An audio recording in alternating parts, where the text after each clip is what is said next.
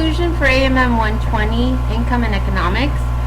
Just a couple of things. We've pretty much spoken about this, the traditional model, so this is just review when we talked about gender. But men's traditional work, again, being a good provider is typically equated to their identity, being a good husband, or at least a good, partner. Before, the household maintenance was basically repairs, mowing. We talked about what typically is considered male chores. And any other work would be just helpful. You have to understand, if you have this division now in your home, that's fine. It's not really a problem as long as both partners agree. If both partners are okay, that's fine. It's when one thinks one is not doing is enough as much as the other. Okay, so if it works for you, it works for you. Women's traditional work model, you're expected to do all household tasks, including childcare, even if you're employed outside of the home. It's still actually true today at this point. And there's what we call Oakley's primary aspects of the homemaker role, which it used to be just exclusively for women, but it's basically for people who are economically dependent, and it's distinct from real, or what we call paid work, because work in the home is real, but if you don't get paid, and it was up until recent times one of the most important female roles aside from being mother, but being mother is kind of included in it. So now we've talked about this, more women in the workforce. We have more single women who are parents, who are mothers in low and working class families that have to work. As of 2009, 61%, that's over half the American women were employed compared to 72% of men, not if men. So that number has been climbing up, and basically since the 60s, that's where that family model where both men and women work full time is where it began and became established. We've already talked about why women have increased employment, again, more single moms, higher education, better job opportunities. It's just a social norm, fulfillment. One of the things that has happened is the decline in men's wages. It hasn't been consistently going up, and therefore can't provide with just one income, and it just becomes a necessity. Do you know the difference between a dual career family and a dual earner? Dual earner is just two people working. Dual careers, or one has a career and one just has to work to make the bills. At this point, though, we have more dual career families where they're providing more than just two incomes. You're moving up in the career. It takes up a lot more energy and more mental energy. It's just less time that you're at home and with less energy. So it's bottom line, what we've noticed is difficult for both partners to achieve their goals and climb up that ladder equally at the same time. What happens is usually there has to be a sacrifice, not a permanent sacrifice, but usually means as one's moving up, the other one scales back a little bit, waits, and then the other one kind of stops and stays where they're at, and then the other one kind of moves forward in their career. It's very hard for you to move, if not impossible, for both of you to climb up in equal stages, in equal segments, and with the same amount of energy. It just doesn't happen rarely because it's too hard. Usually one has to sacrifice for the other. That's typically what we see. But again, the sacrifice isn't a permanent one. It just means that it's one that has to happen if you want to move ahead. Housework, women do still, on average, not all, but 2 more housework than men, 2.5 hours for every 1.5.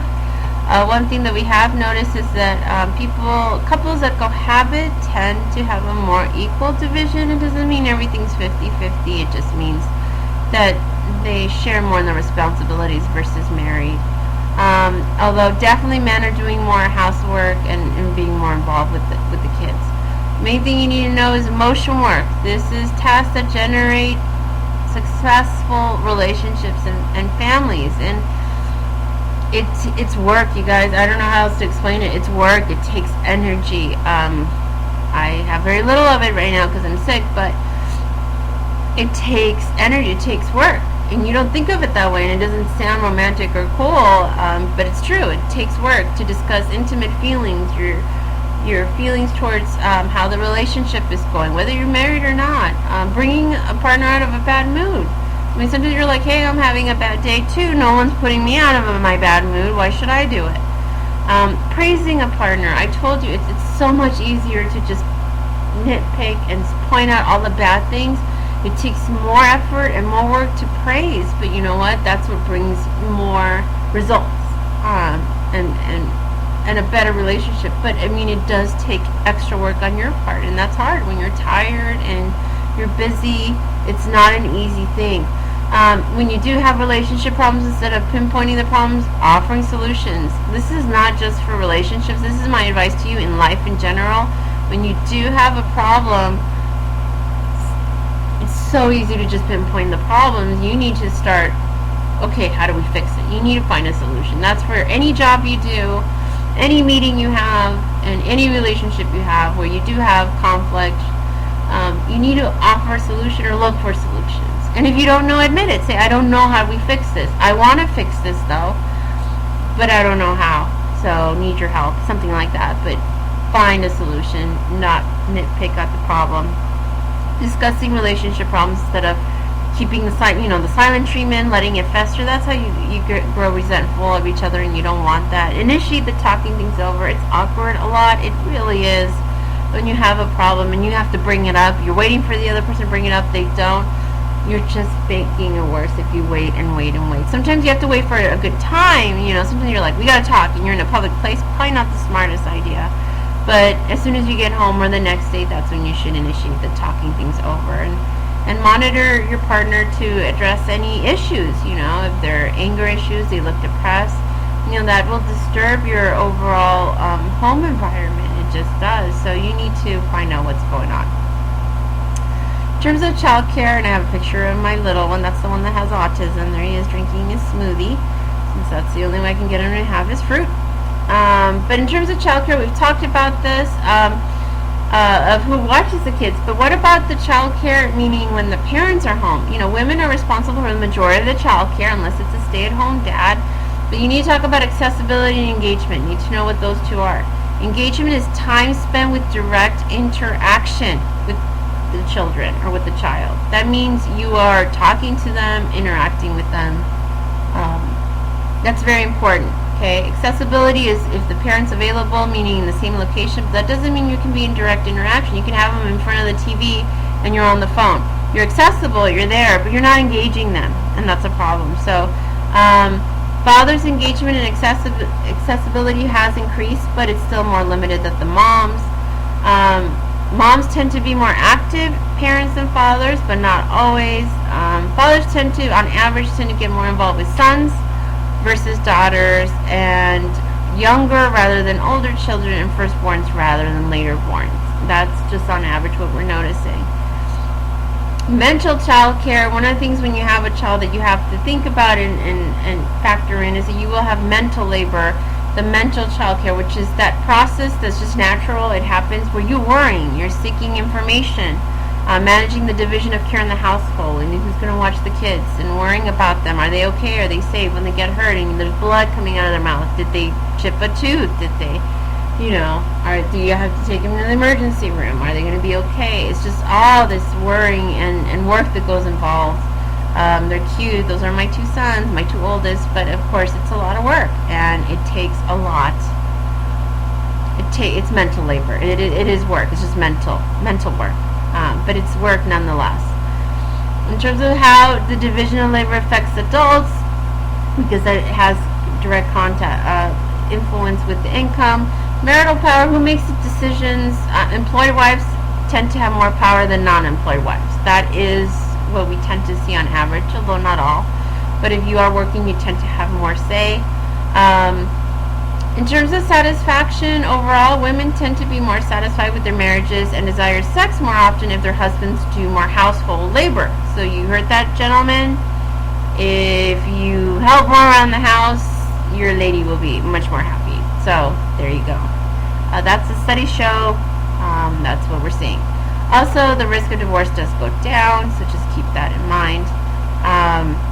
So again, it's hard to balance this. It's not an easy thing. I mean, when the kids have homework, it's your homework too. You got to sit there and make sure they get it done. So, atypical dual earner families, we call them shift couples. This phenomenon really started working around around early 2000s, where Workers work a shift other than the normal 8-hour day shift. We're seeing more like the night shift, the swing shift. Why is this happening? Read this, but make sure, changes in the economy, service sectors. We have more things that are 24-hour, like the 24-hour drive-thrus, for example. Changes in demographics. People who are dual earner usually have higher demand for entertainment on nights and weekends. Aging population requires more medical care on 24 hours a day. Changes in technology, kind of that round-the-clock office is the norm. So we have shift couples. These are couples who structure their lives and work into a turn-taking, alternating system of paid work and family work. Shift couples have reported lower marital satisfaction, more distress, and increased rate of divorce. Not all, but it is hard to do. Sometimes on paper it sounds great that you're alternating your schedule, but it's very stressful. It's very hard. You're shifting your schedule, so what happens is you don't see each other. When one comes home, the other one leaves. Vice versa, it's very hard to spend time with each other. It's very hard to get that relationship to keep growing, and that is difficult. Conversely, you save the money on childcare when there's a parent always available there, so you don't have to pay for a babysitter or a childcare services, which you save a lot of money. Peer and post-gender marriages. An equal marriage doesn't always mean equitable, but you do want fairness in how you divide the chores to help accommodate for both of you working and achieving the income that you want. Yes, I know mine already expired. So peer marriages, taking concerns of fairness into account. Again, you may not always 50-50 equal 100%, but more or less it evens out. So, try to avoid the traditional trappings of a marriage. We do see some role reversals where we're seeing more, switching that traditional gender role. We are seeing more men staying at home, and also due to disability, unemployment, retirement, etc. At-home fathers and breadwinning mothers. Overall, what we've seen so far, it's still a relatively new phenomenon. We're still studying this, but economic impact is a little bit less money, but they spend less on child care, so you save money there. At-home fathers may become a little bit more curious, so it's becoming more of the norm. And marital income, they don't take over the housework to the extent that women could do, but they do a pretty good job, and definitely higher levels of communication, empathy, etc. Parental impact. Fathers develop much closer relationships with their children than otherwise it would happen, and different priorities. Issues in the workplace. Economic discrimination. Again, I told you about the wage gap. Sexual harassment. We're seeing less of that, but it's still around. Hostile environment. We used to see more sexual harassment, and now because everyone is so willing to sue right away, we've definitely seen less. But childcare is something that you want to be reliable, safe, and affordable. And sometimes it is very expensive, but at least it's safe. But that's why we have an increase in nanny cams and all that.